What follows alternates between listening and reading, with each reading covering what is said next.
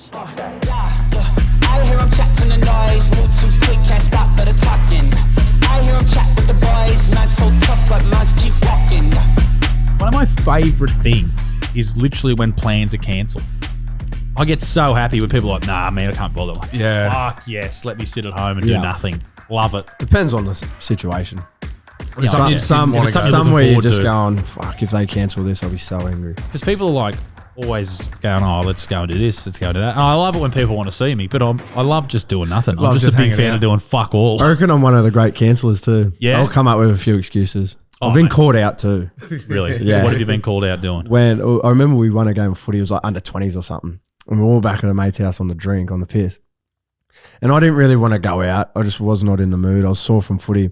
I was like, oh, you know what, boys, I promised my little brother I'd go to the movies with him. I said, next week, right? Next week. Anyway, I go to the movies with like a couple of me mates and they had a couple of girls there and they took a Snapchat story and put it up. I said, listen, we can't be doing that because I know you're friends with my mates on Snapchat and I'll get caught out. They seen it. Yeah. Fuck. Social media is a killer if you get caught out. That was years ago. Well, I guess that there's...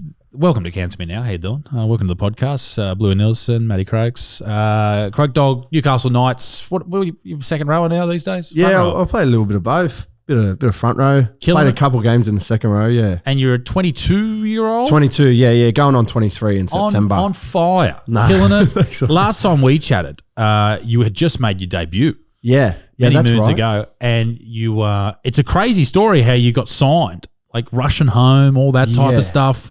Can you tell that story? Is that appropriate? Yeah. So it's a bit of a long. Oh, well, by the way, thanks for having me, lads. Yeah, honestly, I really appreciate it. Thanks for the beers. This is another episode not brought to you by Still City, but we have Still City beers. They still won't send us anything. It's no deterrent for them. Like we keep saying, like boys, get on board, hook us up. But we just keep buying cartons anyway. We have it every week. I had to duck into the Jezzo Hotel, grab a case for us. I couldn't find it. It took me ages. I was walking around the fucking cool room. I was freezing. Because it's a great beer and it sells out. Exactly. Oh, anyway, so mate, the debut. It was funny because it's a bit of a long story because I've been with the Knights since I was about 14, 15 and played all my junior, like played Hale Mats, 2 years SG ball, played a lot of 20s, played cup. And then 2020 was the first year I was full-time, first full-time training. So I was up there for the full year. I'd done pre-seasons, but I'd never gone the full year. Anyway, as we all know, 2020 was absolutely punched in the face by COVID. So it was a bludger. Yeah. I played round one with New South Wales Cup and did not play a game the rest of the year. But I was still up there with NRL and that was the year of the bubble.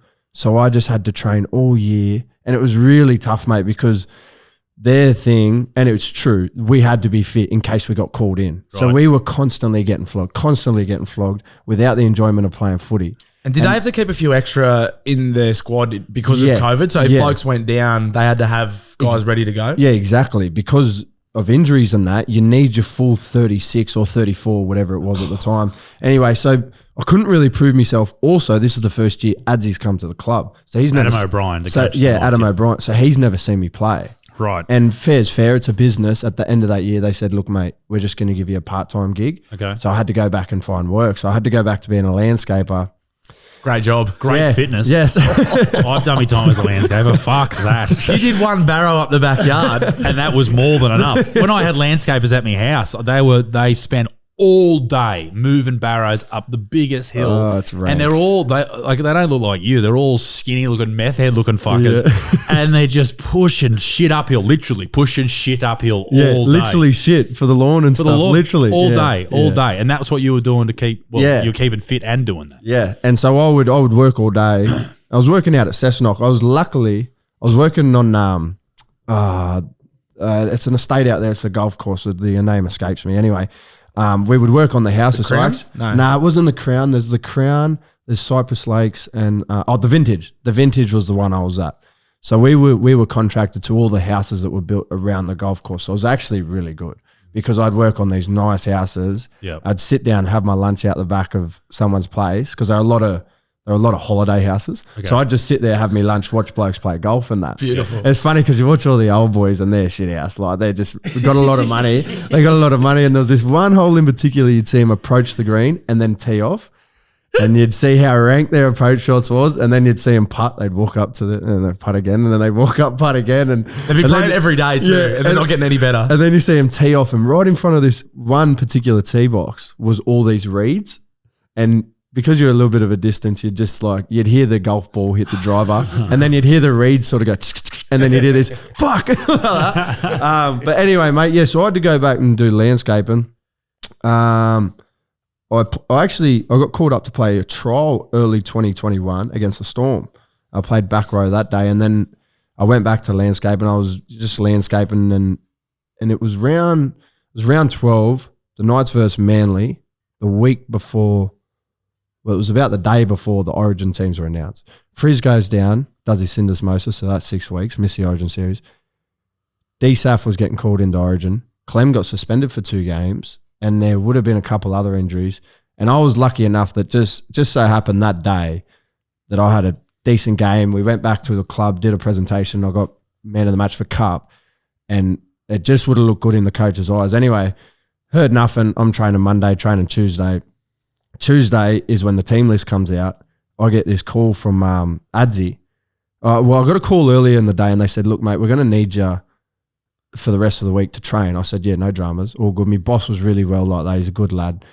He gave me the week off. Anyway, I get this call a couple of hours later from Adzi, and I go, this is weird because he wouldn't be calling just to make sure I'm coming to training. Like, it's just not how it is.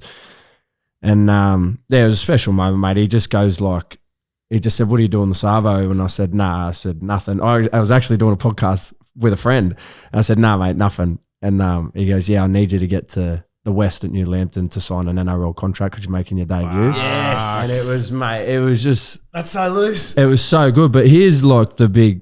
I'll talk about all the emotions and that later, but the crazy thing was I had to sign that before 4 o'clock so that it could get lodged before the 4 o'clock team list come out. But I'm in Cessnock and it's about 1:30 and I'm by myself and I'm on the excavator and I was digging a massive hole. So I had to race to Bunnings to get some caution tape to put around the hole, right? Barricading safety is so important. Because the worst thing about I wouldn't want to make me debut and then get sued because some bludger fell into a hole, you know what I mean? So I had to race to Bunnings. I couldn't find the shit and I'm going mental. Where is it? Found it. Had to race back, set all that up, put the excavator on the trailer. Very responsible, mate. Yeah. Can I say, because I'd have just fucking Gone. It's all over. Someone falls in, they're in. That's it. Mate, and fuck the excavator too. I'd have just been, mate, I'm making my NRL debut. Bash Surely up your ass. boss, if he was such a good bloke, he would have just been mate, don't worry about it. Well, because he wasn't there, unfortunately. He'd just gone on holidays. That speaks to the character. So he was leaving that's me- why you, if O'Brien knew that, that's, yeah. So you've set up the caution tape, you put the excavator on the tray, you've done 50 push-ups, and then what? And then I had to go put the trailer on the truck, take the truck to his place, and then drive 50 minutes to Newcastle. Jesus. And I'm going, oh, mate, this is so stressful. I signed this contract, and when you sign NRL contracts, you have to initial about 65 pages or something. So it's taken forever. And then they check it, and then, and I got an email it was about 3:45, and it said your application as an NRL profile has been approved. And I was like, mate, this is so How good. And then the week was really cool because Adzi rang me on the phone and he said not to tell anyone. And I thought because we're versing Parramatta, I thought, how sometimes coaches want to play a bit of mind games. And I was like, yeah, fair enough. I won't tell no one. And the only reason he didn't want me to tell anyone was because on Wednesday when he did the team meeting, he wanted to surprise everyone to see their reaction. And it was really cool. It was awesome. So you didn't tell anyone? No, well, I'd only told my mum and my brothers and sisters. Awesome. I've got 4 brothers and sisters. So I just told them. I said, look, keep it between yourselves. And then I think it was Thursday, he said, oh, mate, by the way, you can tell whoever you like. Get your friends, get your tickets and all this and that. It was awesome. Sick. It's so good, man. That's great. How good's that? What a great moment. Yeah. I mean, and, we saw this week with a bloke we all know, Zach Hoskins, make his debut. I'm going to go watch him this weekend. Really? So the wedding we're going to, sorry to cut you off. I know, exactly. I know. I got excited because they're playing the Titans. So the Brisbane are playing the Titans this weekend. Right. The wedding I'm at on the Friday is half an hour from Seabus Stadium. Yeah. So we're going to go watch him again this weekend. So big shout to him. The Knights should have fucking signed him as well. Yeah. Long story, but no, and that's amazing. And you've Did you look at the contract? Did you have a lawyer look at it? Or No, well, I had my manager on the phone and he just goes, "Here, mate, just sign it. Listen, just sign You're it. not going to pick the eyes out of it. Yeah, exactly." He said, "We don't have time to go through the logistics." He said, "Just get in there and sign." $500 a win. Playing for the Knights, so he's made $100. You've got 40 minutes and you're sitting there going, Adam. Listen here, mate. Clause 34. Yeah, 4-4, and I'm just going, "Oh, I don't know about this." Yeah. Fuck, man. No, Yeah. that's That's massive. Yeah. And a massive moment because you grew up around here, didn't you? Yeah, well, I grew up in Nabiac and it's near Taree. Everyone goes, "Where's Nabiac?" Where's I say, Nabiac, yeah. "Do you know where Taree is?" They go, "Yeah," so it's near there. So I always was very close to Newcastle. We went under the Newcastle, like the Knights banner.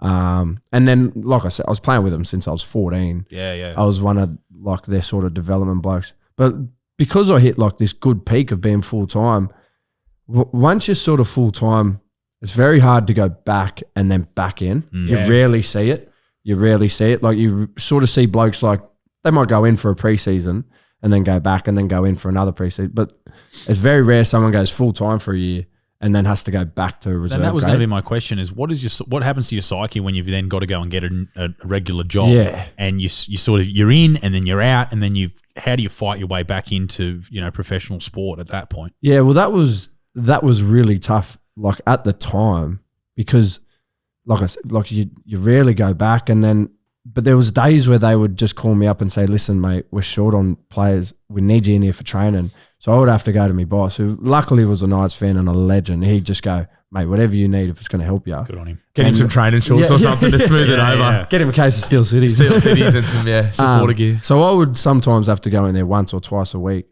but then you wouldn't hear from them for like 3. And it's just the way it is. It's a business, you know what I mean? They got to do what they got to do, and That's professional sport, isn't it? exactly, yeah. And so it was tough. It was really tough. I was luckily I got a lot of family, so they were always had me back. I lived with my brother. I was living with my brother and my sister at the time. And then when I was playing New South Wales Cup, not Zach Hosking. Andrew Ryan was our coach. The Bobcat. Yes, the Cat, right? So the Cat was just he's just one of the great lads. And if it wasn't for him, me and a bloke like Zach Hosking probably never debut. Yeah. Because if it wasn't for last year, we probably lose a little bit of interest. Yeah. But when you're working all day and then you turn up to training, especially like on a day like today when it's freezing cold and you've got to train at night just to play on the weekend, just to try and get your best go. But Cat turns up and he's got the speaker going and he's just always in a good mood. So it made it so much easier. So if it wasn't for him, and because me and Hosco, we're thick as thieves, me and him. If it wasn't for that, I don't reckon we ever debut. I bumped into Mick Young, who played with the Knights years yeah. ago. I bumped into him at the shops. He played at Central with us years ago, but we were talking about Hosco because obviously he just debuted him. We were saying just the timing of like blokes like yourselves who are right on the cusp, who is at that age where it's like you're playing cup and you're playing good and you're gonna get your go, and then COVID, and there's and that's just the Knights. Imagine like every other club, there'd be probably like half a dozen blokes like yourselves, And every other sport. yeah, exactly, and yeah. just what it did. Yeah, and the timing of it couldn't be worse. And like There's a whole generation of people that are just fucked by that. Yeah. And then for you guys to like still dig the heels in and crack it's like it's nice. Yeah, and that may really attest to longevity in the sport too. Like if you're willing to dig the heels in and then fight back through that type of shit at this point in your career, imagine 10 years in, how much how big your balls are to just keep going and keep moving forward. Because not only do you lose interest if you get kicked back, but 5-6 years into your career, maybe you do lose a little bit of interest here, and you see a lot of players that are like that. 100%. Maybe that does help you moving forward in your career with the psychology of becoming a better sportsman. And it was funny because I got hit with another setback only a couple of weeks later. So I was really lucky. I debuted round 13 and it was like the middle of the year last year. And I don't know if you boys remember, but remember like COVID sort of just completely dipped away? Sort of like it has now. Yeah. And It's coming back, mate. but, Apparently it is. Yeah. But everything just seemed like it was sort of going back to normal. Yeah. So I played at home on Old Boys Day, 20-year reunion of the 01 Grand Final against Para. Did you have the cool jerseys too? We did. We had the remember heritage that. jerseys. Yeah, that was we silky. got flogged. We got pumped. Yeah, I was there. It wasn't good. But there was 23,000 there, so like it couldn't have been scripted. Wow. better. It was a nice arvo too. It was a Sunday It was a arvo. cracker. The Right? hill was, Oh, it was so and good. you fucking dickheads got beat. I know. Trust me. When I was sitting there on my debut going, come on, boys, do a bit more for us. Please. But like I was saying, and then all of a sudden, it was like I've just gone this another peak, right? And I'm just at the top going, this is me dream. I get to play the week after against Souths. I got pushed back to reserve grade the week after. That was the last reserve grade game that year because COVID hit again, stopped our competition. 3 weeks later, the boys get sent up to Sunny Coast. Yeah. Adzi had to say, sorry, mate, I can't take you with us because we've only got limited numbers. Didn't take me with, and I was like, oh, mate, I've just felt like I've already gone through the shitter. Yeah. I've come out the other side going, how good's this? And now I'm back in it. Yeah. Did you at least go and wave the bus off as they left for Project Apollo? I had the shit, so I was going, just crows one cheer down the cheeks. You should have done that. That would have been a great. Well, I got called up eventually. Right. This is another weird story.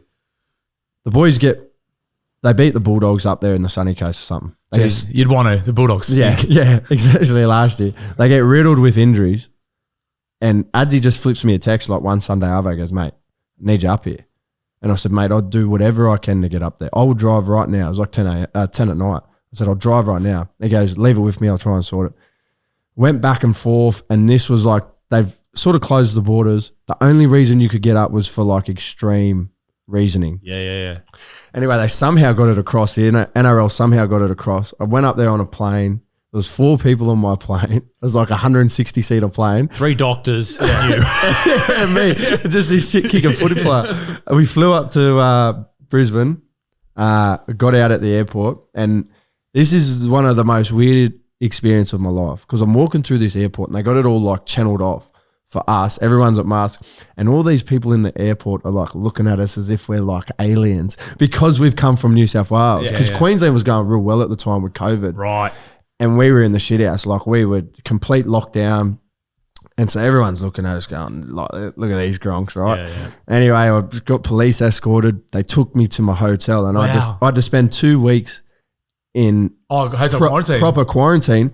But here's the funny thing, because it took them so long to get me up there, and then I had to spend 15 days in quarantine.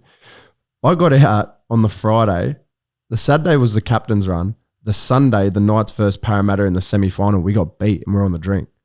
So they brought me up there to be in the camp, but because it took like a month, I just missed everything they needed me for, and I basically got brought up there for Mad Monday. So you didn't play again in the semi? No, I didn't even do a training session. So you just got quarantined to get para? Yeah, to get para. That sounds unreal. And it was so good because we just went on the piss at Sunny Coast. Oh, yes. For like 3 or 4 days, and then we all caught a bus down to Surfers. Right. Where we stayed in like a couple penthouse because we had a mad kitty from the fines during the year. Of course. Yeah. And there was like 28 of us just tearing in up at the Surfers for 3 days. And then me, KP, Connor, Tex, and Randy, we all stayed at Burleigh. Oh, so good. Burleigh's a great spot. And we stayed there for like 3 weeks. So I just went up there. 3 weeks? So I just went up there for like a month holiday. It was the best thing ever. Man, I don't know. How was the hotel quarantine? No, shit house. Do you have a PlayStation or something? No, I did. Well, because I don't play PlayStation. Jeez, you would have given the piece some. Jeez, the Mort would have got smashed. No skin left. It was pretty. I was lucky enough. I had a balcony. I had a tiny little balcony. It wasn't very big, but I'm not much on heights, and I was about 9 stories up. But I sort of so I'd have to sit out there every day a bit on edge, and I'd just sit out there. I'd watch movies, and tough. At the gym, the old assault, the assault bikes. Yeah. They sent one of them up to my room the nights. Cheers, guys. So I just had, crazy. Throw it straight off the balcony. so I had that and a 10-kilo plate. That was their idea of training. Fuck. And I'll tell you a weird thing, because you don't really do much, you don't sleep. So I would go to bed at about 1:30 and I would wake back up at about 4:30, 5 o'clock and be fresh as. Not burning any energy off. Raring to go, yeah.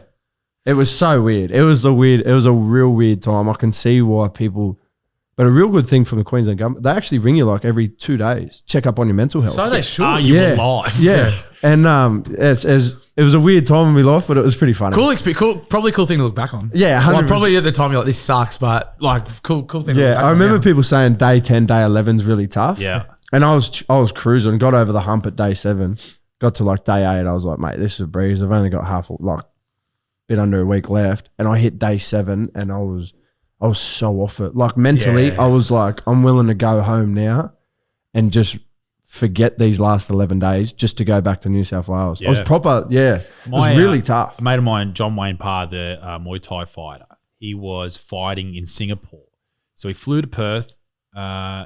He flew to Perth, he flew to Singapore, had to do 2 weeks, fought the next day after he got out, lost, went straight back into hotel quarantine in Perth. Oh. So he had 1 day out in a month.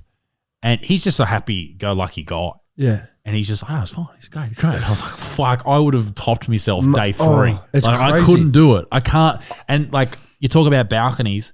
Whenever I stay in a hotel that's high, I always lock the door before I go to bed, like to the balcony. I was like, what if I just fucking throw myself off? Sleepwalk. I just worry about that shit. It's like, oh my God, what if I just fucking throw myself off? And that's particularly, you go like the Gold Coast and that, the balconies are hip high. Yeah.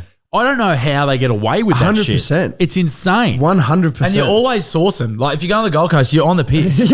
Oh yeah, it's so dangerous. Yeah. It's wild. Like if a crew of lads go up there. A mate of mine, his daughter went out on her 18th birthday. This is going to be a sad story. Gold Coast. They're walking along, having a great time along the main drag there. Fucking what's it called? Cavill Avenue, right? Cavill. Yeah. Walking along Cavill, all having a good time, and then splat. Oh, Dude hits the ground. Shit. His legs fly off. Oh. And what had happened was he had popped a cork of champagne. It had hit the roof of his balcony, and he got on a chair to try and wipe the fucking mark off. And he's fallen. That sucks. Fuck. The balconies are so dangerous. Yeah. Anyway, we got PO Box mail. We've got mail to the podcast. Check us out. Cancel Me Now, PO Box 343 Charlestown, New South Wales. I've been looking forward to this for a couple of weeks. There's a big knife on my desk. Can you get that for me, please, bros? Lord? The big knife on my computer desk in there. You don't want the bayonet knife, do you? I don't know. I feel like it's disrespectful. Yeah, probably is, man. He did say we were going to open something with it the other week. I said, that's a World War II relic. We should probably not open mail with that. That's probably just killed a few people. Cracking a beer with a helmet. So We'll do a couple of shoeies at the helmets soon. Straight out the bullet hole. is it in there or not? Is it in the other studio? So do you know what this is, Blue? Yeah, I do. I'm glad Croaks is here to see it. Because it's pretty graphic. Do you get social media training? Like, do you get warned not to go on, like, just use the bayonet? So I believe this is from James, a fellow called James. This will be good. No, it's all right. Don't worry about it. This has been sent to us by a fellow called James up in Emerald in Queensland. It is from James in Emerald. Yeah, shout out James in Emerald. Listens to the podcast, and he noticed. So you'll look to your left there, Croaks. Is a Penosaurus. It's a Cockosaurus. Cockosaurus Rex. Someone gave me a Cockosaurus after. So obviously that piqued my interest a few weeks ago, and I was talking about it on the podcast. And James messaged me and said, "I've got a 3D printer. Do you want your own?" And I was like, "Obviously." So he's done us. I think he's done possibly me one. He's done you one, and he's done a partner for that as well. Okay, we've got very generous, James. Thanks, we've mate. got a card. Thank you, and I'll just try and open it. Of course, we need a card. G'day, you good motherfuckers! Absolutely love the Cancel Me Now podcast and the Mum and Dad show. Cheers, mate. I heard Isaac got a Dickosaurus from a fan, and I made it my duty to complete the set with a Vagosaurus. Hope you enjoy these. Thanks for all the joy these podcasts have brought me and many others. You blokes are top shelf. Also, wish to congratulate Isaac and Claire on their marriage. Appreciate all. James Hill from Emerald. Thank you very much. James, legend. James, good on you, lad. You think that's good? Wait till you see these, because he sent me a few photos. These are wild. Oh my God. Yeah. Oh my God. There's so many cocks. Yeah. Hang on. Nothing like a big box of dicks. I'll tell you what this reminds me of. You know on Superbad when he talks about when he was a young fella and he used to draw all the dicks in his dick, his little lunchbox thing, and he used to like draw him fighting on the street. There's my Cockosaurus. So these ones are customized. Yeah, mate, I'll give you some. Thanks, mate. He sent us just dicks. Oh, there's heaps of dicks. Little dicks in here. What a bloody legend. And he has the foam too to look after the Mortons. He's not. I mean, what have you like? How much are these worth? Have you got that much? Oh my God! Is this the Is this the Vagosaurus? This is outstanding. There is the Vagosaurus. Jesus Christ! Get that up to the camera right now. Get that to the camera. Is that going to get me banned? I don't know. Oh my God! How many 3D printed mini dicks can one man? These look like the straws on a typical hen's night. That's you know how you see them laying around the street? Yeah. I might just like put this under Claire's Have a door. go at that bastard. Here, up, There's the Blue. detail on it. This is like a Jurassic Park movie. Just these fucking. Imagine this walking in the kitchen. Look at that. Bluey. James, you're an artist, mate. Well, you're an artist. Thank you so much. How many cocks have you sent? They're just case. If for those of you listening, not only has he sent these not giant, but regular size 3D artworks of cocks. Hey, some people like them that. Some girls like them that size, mate. Don't. I've heard that's the perfect size. That one. The old Goldilocks cock, not too big, not too small, just right. I used to say about myself. Just turns out it's small. Well, there you go. Thanks, mate. James and Emerald, what a man. Good on you, lad. Obviously, Good on not you, much mate. to do in Emerald at the moment. No, Christ. clearly not. There's so many cocks. How good's that? So we got the Vagosaurus, we got the Cockosaurus, and we got Bluey's cock. How good's that? Nice. Done So well. this must be like an art, like a design that someone's done at some point. It's got I assume when they were when 3D printers were being designed and commissioned, this is what they thought they'd be used for. My word. It's not for engineering or this is what. Now, how much does a 3D printer cost if you're just going to print off dicks with it? I don't know, but this seems like a lot of. I appreciate it. I did take a note. I was at the game you were playing in on the weekend, Yep. and I did put a note. This could be some. I was pretty. Was this about? Was I this was- as cat? I was this pretty about drunk. Me pass? And I went, "Hey, Croaks, great fucking pass to Cody Walker." I believe was that a intercept try or something like that. Oh, mate. Yeah, that was not great. But Back in the kit bag, mate. Yeah, Just I know, don't worry about I know. that. Don't worry about that. Oh no. because I was sitting with a few of the boys and they love the Knights and I said, "Oh, Croaks is on." He's come Yeah, to the you have got a podcast. bit of footy in you too. For a big man that plays in the middle. Everyone loves him. Everyone's like, "Oh, he's a fucking good footballer." Every commentator, great footballer. They love you. There's a bit of silk. There's a bit of. He's got a bit of. It's- To me, mate, KP. Yeah, there was a nice little inside ball Yeah, a few to weeks KP, ago. yeah. What's it like going out with Kalyn Ponga when there's, but I know he's a married man now. So what? Just some, not married. No, he's not. Oh, he's a single man. Can I break it here on the podcast? No, you no. can't be. We can't be gossiping. We got fuck it. Let's go. Yeah. Single. He's Lara Bingle. Yeah.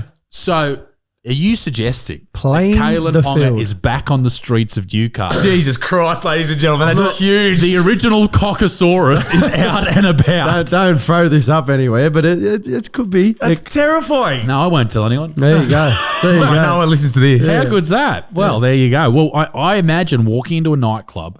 So, are you allowed to go to nightclubs as Yeah. professional NRL Yeah, players? yeah, I was out on the weekend. Yeah. Oh, fuck saw a yeah. photo of Gave it a red hot crack. Did you? I saw someone posted a photo in one of the Knights groups that I'm in, and they're like, Oh, someone sent that to me. Yeah, with It was the boys. It was Frizz was in a photo as well. I think. Yeah, I the seen young, that. a young fella was getting photos Nah. with you. So what's it like walking in? So obviously, you're all walking in. You got your, you're dripped out and your Gucci and all that type of shit.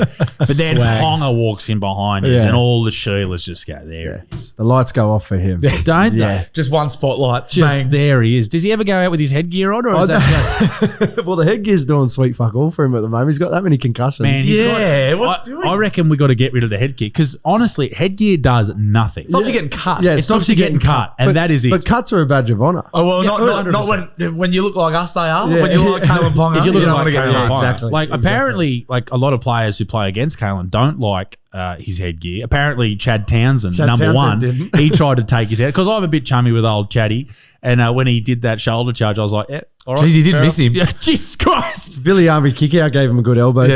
to the Poor the prick. headgear. Like he just fucking cops it every week. I'm like, oh no. He'd be on every team's tip sheet. They'd be going, Oh, just easily take give this it the bloke out. Ponga. because he's gun, like gun, absolute gun, right?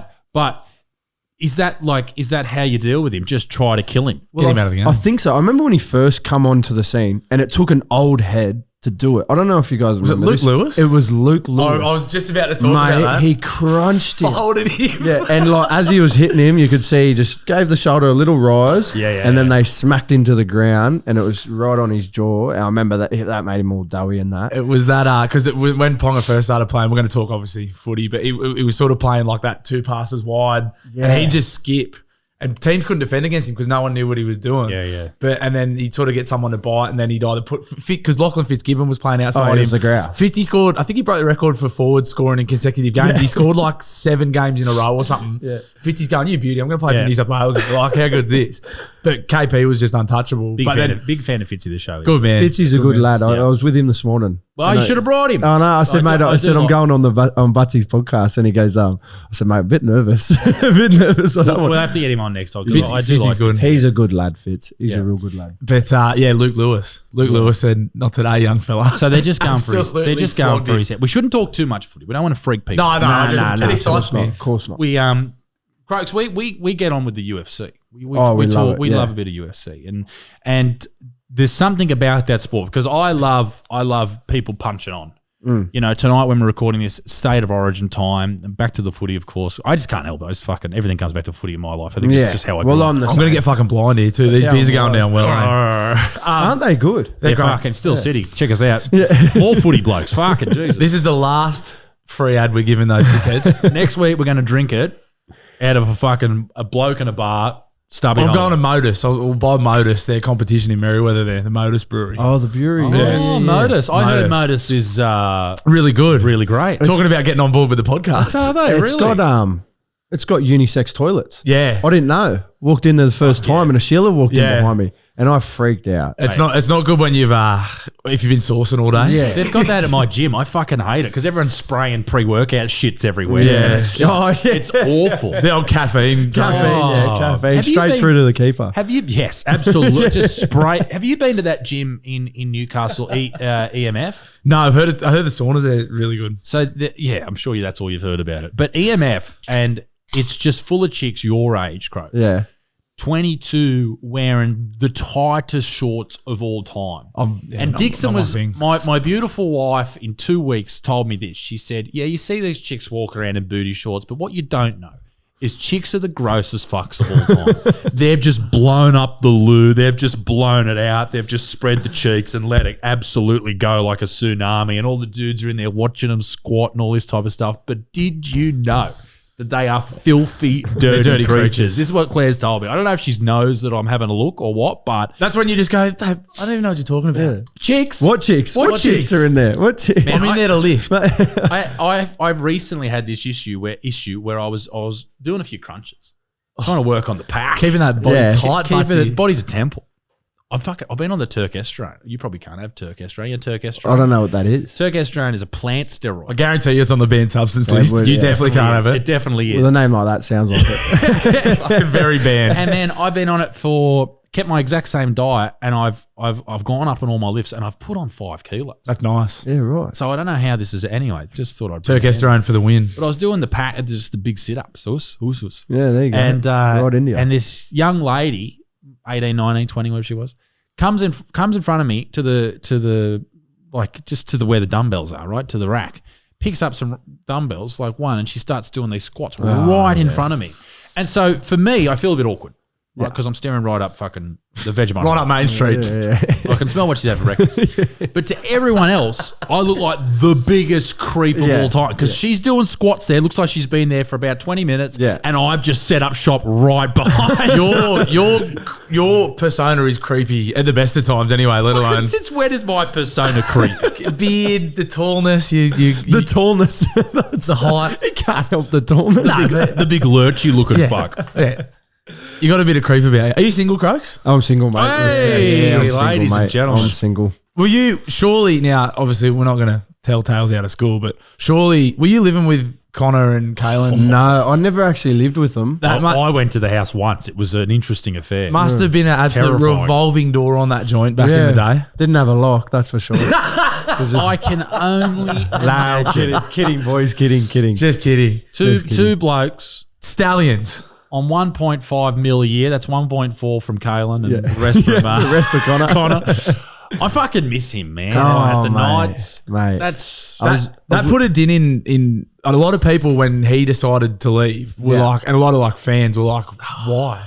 Because he's a good footballer, obviously, but he seemed, obviously, I've never met him, but seemed like a really good bloke. He's a legend, and he was always out and about. He was always sort of shaking hands and kissing babies and out in the community doing things. And when he decided to go to the Chooks, which again, like Trent Robinson, Roosters, Bondi, he's sort of like, righto, and he came from the Chooks, didn't he? Yeah, he came from the Chooks. So where he debuted. Yeah, going home a bit, Yeah. I remember when he told us, he called me and KP, and it was a weird time. It was because it just felt like a breakup. It just felt so surreal. Was there friction? Were you frosty with him at all? There was look, Like genuine. KP won't mind me saying there was friction between them. They actually were like, there was, because this is the weirdest thing. They were up in the sunny coast when he was trying to sort out these deals.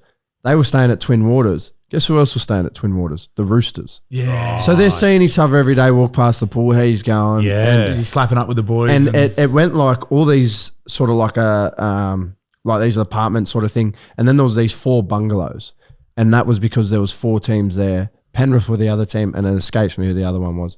So it was like Adzy's bungalow, Robbo's bungalow, Ivan Cleary's. So like someday he'd go in and have this meeting with Trent, and then the next Adsy would be like, come on, mate, like, you know, this and that come to mind, and they'd have a meeting, and it was tough for him at the time because he was with the boys and like living in their pockets every day. They'd be together, they'd go down to the beach, they'd train together, they'd eat together. So Connor's like the mole, and he's just sneaking between clubs. But in his defense, mate, brave of him to make that decision, because it would have been so hard. Because imagine all the other factors contributing when your mates are going, it'd be like on the piss, and you got 30 of your mates around you going, mate, come have a beer, and he's got to go, nah, I'm not. Like, I'm going to Bondi for a beer. It's like, I'm going to Bondi. I'm going to go drink with these boys. Yeah, I'm going to have a beer with Ted. They don't even drink together anyway. They're all weird. Yeah, I'd imagine they would be. I bet they fucking are. Talking about being on the piss, recently at my buck show, Bluey, I remember we did reach out to young Croaks here. Yes. I'm fucking blind. I didn't know if you'd remember that. I was going to bring it up. I didn't know if you I don't remember what was said, but I remember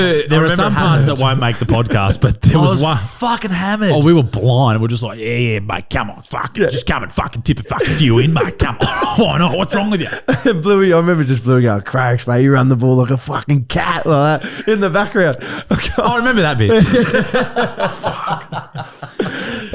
Fucking hammered. How was that? That was good. It was great. We had a great day, and you know, it was just good to catch up with a lot of mates that you don't see all that much when you get old like me, mate. It's tough to catch up with the booze when you get our age, mate. How'd you feel? Was there some terrors? You fucking left at 7:30. I'd been on it the night before too. Well, we turned up at the races, and he goes, "G'day, Butsy, how are you, mate?" I was like, "Oh my god, what the fuck is happening to you, mate?" I know, you know when you wake up and you're like, fuck, where am I? First, I was like, thank Christ I'm at home. Yep. And then I looked at the time and it was already 11 o'clock, which was when we were meeting. And I was like, fuck. So I've like, bang, got ready, and then it looked like shit, sounded like shit, but had a great. Then the first couple of beers, like they got razor blades on them. Yeah. First 2, and then the third one you start to top up, and the fourth one you're back, and hair of the dog. You've been a dickhead again in no time. So what's Mad Monday like these days? Maybe there's some things you don't want to talk about, but back in the day, I know for a fact that it was on. Yeah. You know, back when my old man was running around the nights, it was a mess. Yeah. Like Mad Mondays were just pre-camera phones, just a shit fight. People getting arrested and drop back home. That's just what it was. And all the coppers were like in Newcastle. Like, they knew about it. They knew about it. If they arrested you, they drop you back home. I'm pretty sure my old man got dropped back home a couple of times. I wouldn't be surprised. I wouldn't be surprised. Well, 2020. Well, I can only speak out of an NRL Mad Monday. So 2020, we're in the bubble. So we just went to Uptowns, and it was just us, and we just organised a bus to take us back. Sure. So it's not like you're getting on the piss at a pub and then going out. Yeah. And so, like whoever's still goes out on the town, because we couldn't. Well, this is my experience. We couldn't because we're in COVID. Then last year, we're up at the sunny coast, so we just got on the piss there. That would have been good in a way. It was so good. Yeah. We were sitting in this circle. We're in this massive like team hall thing, and it's coaches and everyone involved. Beautiful. So there's like 34 players. There's, probably 10 odd coaches. And we're sitting in this just massive circle, just a huge circle of chairs. Yeah. I remember Adsy jumped up, Adam O'Brien, and he goes, here we go. My phone's connected to the speaker.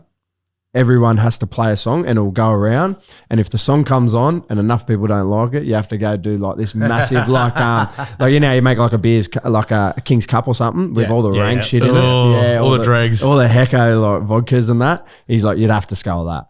And so it was really cool because everyone's sitting there nervous going. and the best thing is because you can see the phone getting passed around, and then someone will go, oh, boy, I've got to take a piss, and they duck off and try and miss their turn. Fuck, man, I'm so nervous about my music taste in front of people. When I go to the gym, I listen to Viking metal. Do you? Yeah. It's great.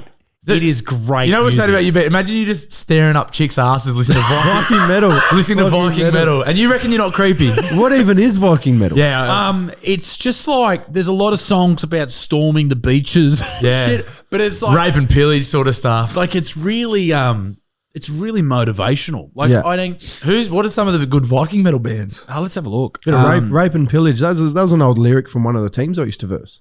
The Old Bar Pirates. Yeah, Old Bar Pirates. That was their The team old song. Bar Pirates. I know the old Bar Curdy Pirates. Dark. Yeah, Jolie Dark. Jolie Dark. One of the Yeah. great. yeah, Yeah. one of the greats. Love him, mate. Only talking about Joel the other day. Yeah. Jolie, fuck yeah, crazy. I used to travel a lot with Jolie. Yeah, When he was right. 16, when he was 15, I was 16, I was playing SG ball and he was playing mats. And I was still living in Tyree. So 3 days a week we would drive from Tyree to Newcastle and we'd go back and forth for training. Yeah. So I spent so many hours in a car with him and his brother because his brother was a year older than me. Jolie was a year younger. So Crazy. Anyone that's listening that doesn't know, Joel Dark was a bloke that I actually played footy with at Central Newcastle, and he crazy sort of tragedy. Be 3 years ago this year. it was 2020. Yeah. It was so 2020. 2 years ago this year, but yeah, Jesus, that was crazy. Yeah, had a head knock in a tackle and had a brain hemorrhage and passed away. Yeah. Not on the field, And but I believe a it few was. days later. I believe it was an aneurysm that, from what I heard from my brother, because my brother was playing in that game too, that it was basically a ticking time bomb. Could have had it so much the tackle. Could have had it surfing. Could have had it having. Although a cup I of saw tea. the tackle, it wasn't a great tackle. Wasn't a but great tackle, It but- wasn't so much the tackle itself. It was more like it had happened previously. Yeah. And this is something we talk about with concussions and all that type of stuff. Like it is a big issue. The Yeah. brain with bleeding and stuff like that. But a tragedy. And for everyone who was there on the day, like I was there right in front of it, and it was just the most surreal moment. Yeah. Like it was just Crazy. I mean, I didn't know him. My brother was good mates with him, but I didn't know him. And I was just like, oh, what the fuck is happening? Yeah. This young fella's just, for all intents and purposes, passed away in front of this entire crowd. It was so sad, yeah. And it still shocks the club to this day. Like the Butcher Boys, my little sister plays for the Butcher Girls and they have Joel Dark on their shirt. Yeah, that'll be out there forever. Yeah. So they've got it Yeah. like they've got the. It's awesome. It gives me So, goosebumps. yeah, That's my I'm junior saying, club. yeah, That's my same. junior club. So Yeah.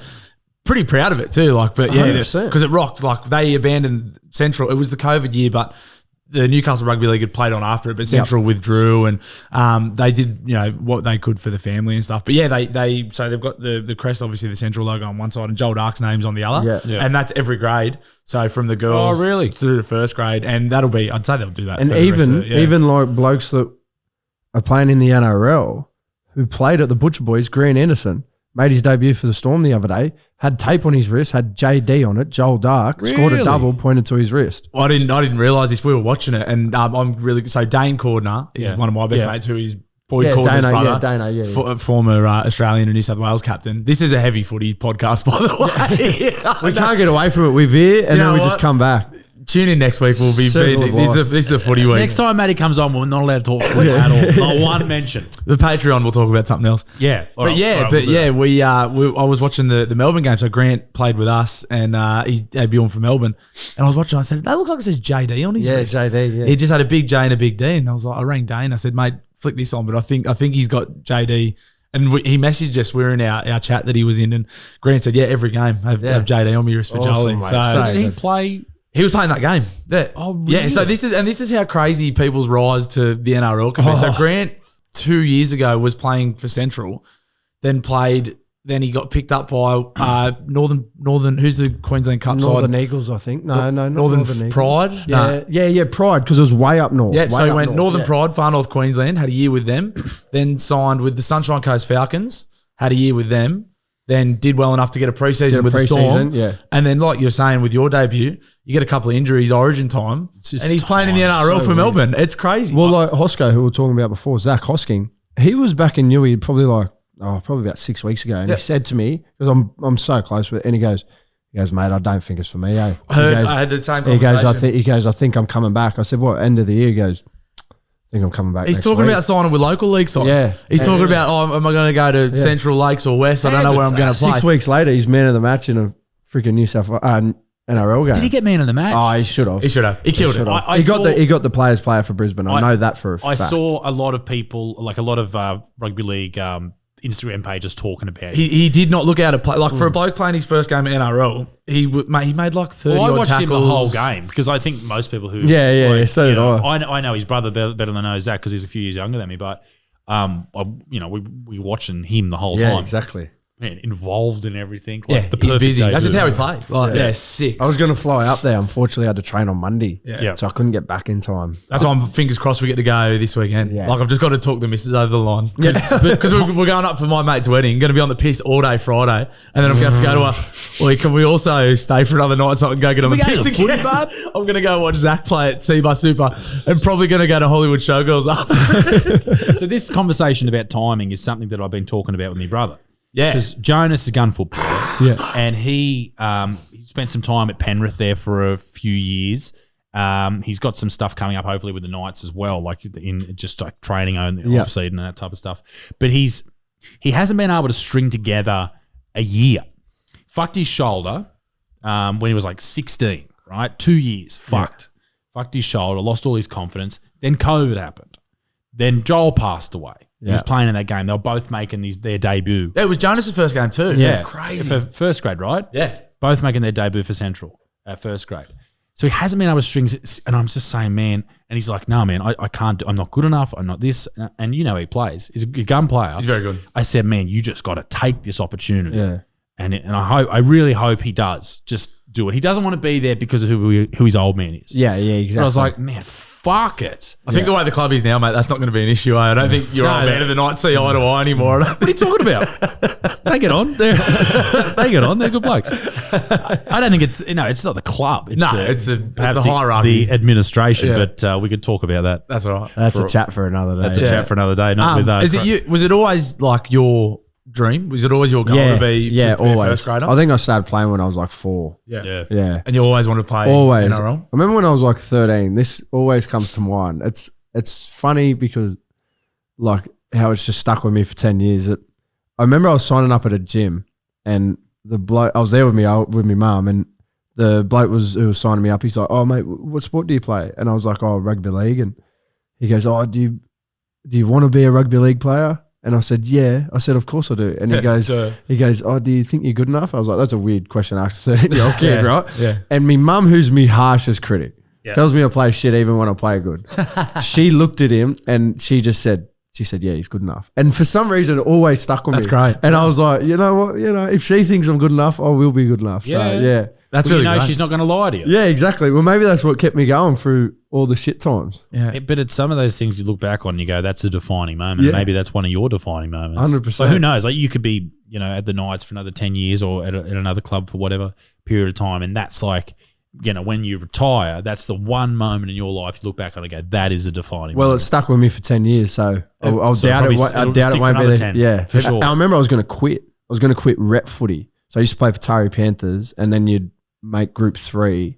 And I used to hang out with like a couple of rat bags and that, and they would make they would make it just from talent. And then like it got to a point where they're like, "Oh, I'm sick of doing this." When we were sort of like 14, and they're like, "I'm not going to do it." And I was like, "Yeah, I'm with you boys. I'm not doing it either." And Mum was like, "No way, you're quitting." I'm too cool to try. And I was exactly. Well, that's exactly what it was. I was like, "Nah, if the boys aren't doing it, I'm not doing it." And then Mum was like, "There's no chance you're quitting rep footy." Played like a rep carnival, got picked in a night system. Man, it's a hard slog. Those like kids, like unfortunately, I was never. I missed out a couple of rep squads due to Politics, man. Politics, man. I'm telling you, man. It's all through the game. It's so political. Oh, it's just so political. Man, I just must have pissed off the wrong people. Yeah. But it is full on for the kids that are involved. Like they're not only are they training with their junior club or whatever, but they got to travel. A lot of people got to travel a long period of time to get to training, and then they got a carnival, and they got this, and they got school, and I mean it's full on. I know. That's why it's gun when you see like someone from the bush do it. Like when you hear these blokes out in like Dubbo and and Tamworth, I know they're growing rugby league community, but you go like, man, like you're probably nearest rival is half an hour, 40 minutes away. Like you would have just been constantly traveling back and forth. Yeah, it's crazy. It's going for good a to see. You're going for a league. Well, I had a question for you, but that's all right. I'll hold it for when you come back. Right, no worries, mate. Do you want to whisper it to me? No. It's not a hectic question. All good. So what's it been like this year? We're just gonna keep talking footy. I just want to. We're just talking footy. It's all good. So how's it been for you this year? Like going again, you sort of up and down the grades. Yeah. How is it? Like, Well, like we were talking about this before, and it's hard. People say it's hard week to week, and then when you're playing 20s and that, you're like, come on, man, how hard could NRL be week to week? It's just like playing another game, but it's not like playing another game, and especially because I'm young.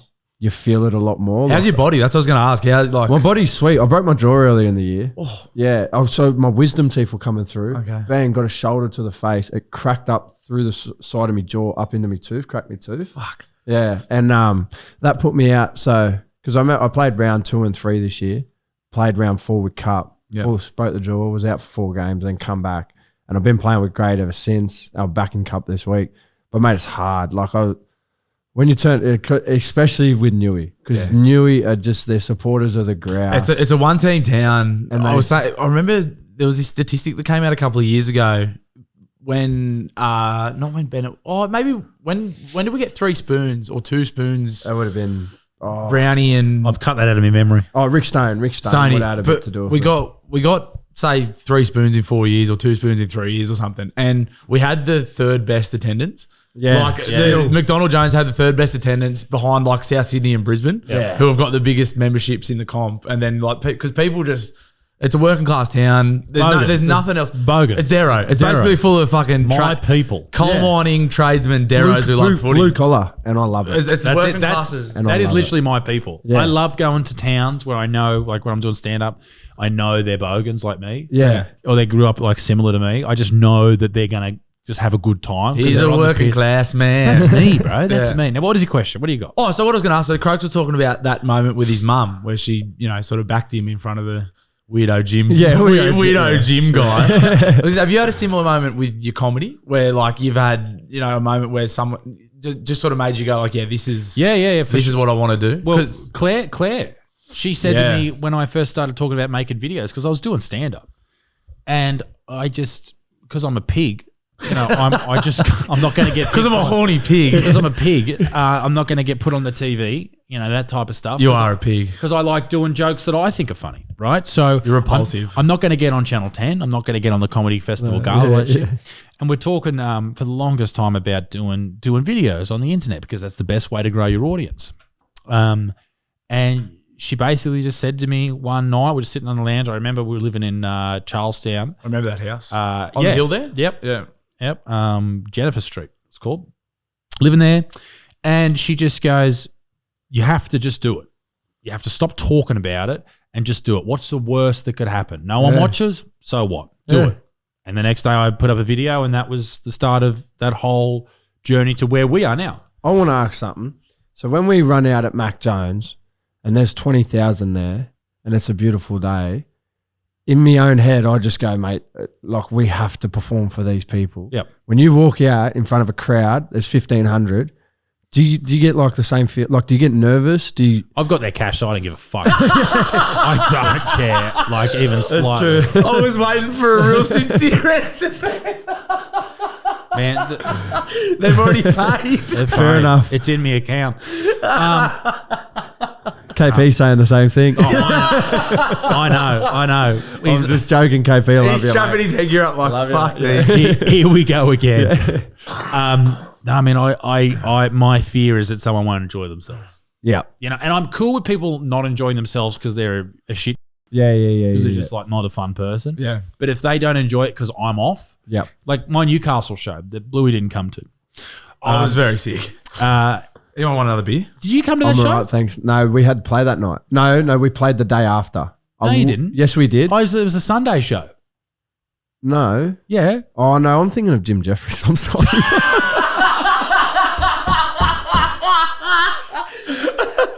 Sorry, mate. Is this Cancel Me Now with Jim Jeffries? I'm sorry, mate. I fucking gave you tickets and everything. No, you never gave me tickets. Yes, I fucking did. You said, do you want some? I said, yeah, mate, remind me when it's coming up. No, I fucking... It's today. Yeah. Cocksucker. I promise you never sent me any. Well, I fucking did because I know I did. Where's your name? There it is. Because I remember you coming in and you gave like Clem and Fitzy a few shirts and that, and I was like, oh, his show must be coming up. Yeah, well, mate, I talked to a few people. Oh no, but I didn't want to like message and say, hey mate, I should have just bought them. Why didn't you just tell me? I should have just come. Should Why? have come. Sorry, mate. Well, you let I'm me sorry, know mate. next time. You did us a mad I was favour fucked. too. I said I'd go too, and I had a buck show. A buck show. I was in on the Gold Coast actually, and I'd been vaping all weekend. And I said, let me unwell. know how many you need, and you said, thanks, mate, with an exclamation mark. You're very liberal with your exclamation mark. Always put them in, man. One of the great exclamation mark writers. Fucking give it some croaks. I'll just get me point across. But I didn't want to be like, hey, man, just so you know, coming to town. Oh no, I should have went anyway. It would have been a laugh. All right. Because I had a couple friends were there, and they said All it was right. hectic. Yeah, Lockie But- Farr. Do you know Fari, yeah, Fari was there. he Yeah, bailed Fari you was up there. at the footy, big tall timber. Oh yeah, Oh, did yeah, he? stretch, yeah, stretch, yeah. So I had a good show, and everyone was like, that was a great show. But I was in my head the whole time because I saw my mum and dad, yeah. and I was like, fuck, I'm being an absolute like I'm just They wouldn't go to many shows, would they? no, they don't even like me. But they really don't. But I saw them and I was talking about horrible shit like Yeah, sex stuff and all that type yeah, of stuff, whatever. And I can see mum's face just like freaking out. And Yeah. that sort of threw me. And then I was in my head about people not enjoying themselves because I was fucking up. And it's just that type of stuff. The more aware you are of how you are performing, whether it's playing footy, fucking's the same. Could be anything. Scaffold. Scaffolding, Definitely yeah. scaffold. Mate, wheelbarrow and shit up a hill. Louis It's all the is same. a scaffolder and one of the best. One of the guns. One of the greatest, One of the maybe. guns. Mate, we're all masters of our craft, boys. Mate of mine was a scaffolder for about 6 weeks and he hated it. That's hard, yakka. His boss used to tear into him and he hated it. It was me. I couldn't, Used to make him cry. imagine doing that. I know you want me to do it for the show, but I can't do it. I said for one day I want to do like a vlog and I just want to take him for a day. You reckon you'd have him for the whole day? No, I said to be fair, I'll just have him till smoko because we don't eat till 11, so we go like 7 till 11, and I know that'll I don't break eat him. till 3 o'clock, mate. We're at We're the at an hour. hour. Oh, Is that an hour already? ladies and gentlemen, Guys, we're switching over to Patreon. this is the thing. You got to understand this, ladies and gents. Once we hit an hour, We only do so much for free. the bell goes. Head over to Patreon right now to catch the rest of this conversation. It costs you $1 a month, you fucking tight ass. And 25 cents a week. I can confirm Croaks is going to rattle off KP's top 10 best 10. pumps. Yes. All right. He may or may not on Patreon. What was that? Prime Possum. All right, ladies and gentlemen, head over to Patreon, Isaac Butterfield on Patreon, and we will see you there. Thank you for joining us on the podcast, of course, each and every week. Make sure you subscribe or do something. Just fucking be nice to us. All right, see ya. Bye. I hear 'em chatting the noise, move too quick, can't stop for the talking.